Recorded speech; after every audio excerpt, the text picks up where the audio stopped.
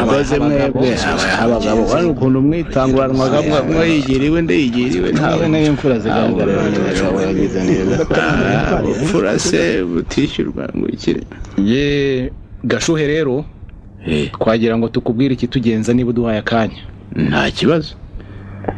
Urabona burya iyo udatanga ry'amafaranga ngo Kibihira uyu avurwe rwose ndabarahiye ntabwo abakiriho.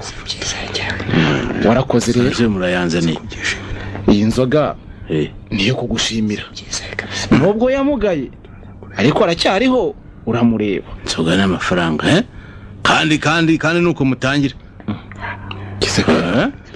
Hego ubwo none amayeri yo kuyanyambura. None se ubu nibi twavuganye kandi nabibonye kare niko ariko niko mukurari. Oya mbabaze mwese munyishyura inzoga kariyo gushima se twavuganye inzoga sarashyana numvera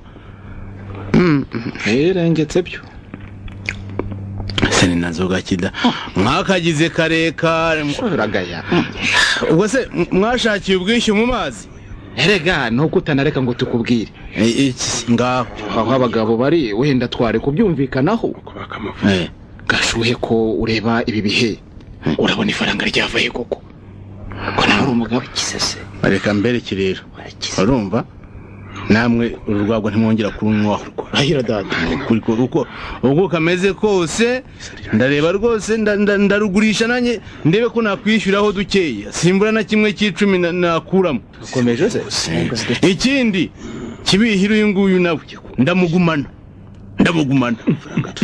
ubwasigaye azayahingira ngo abasigaye mwitahira kumwigendere ngo twitahire Gashu tahe icyakoze ibi nubuhemu nge nkubwire ubuhemu nuko nabagurije yewe na kera nakare byari byanakantangaje ngaho se cyane ukurikira abandi da nyatanga ntiwabagozaga nariko niko Kibihira karame wowe wajyaga mu bisasu ngo kundi nteze ibibazo waruyobeye ko mina ari mbi yewe nanjye byankozeho numva rwose abatabizi bari bakwiye kumfata nk'urugero bakandeberaho bakamenya ko mina ari kabutindi icyo babonye batakizi baba bagenda cyangwa bahinga bakakirinda.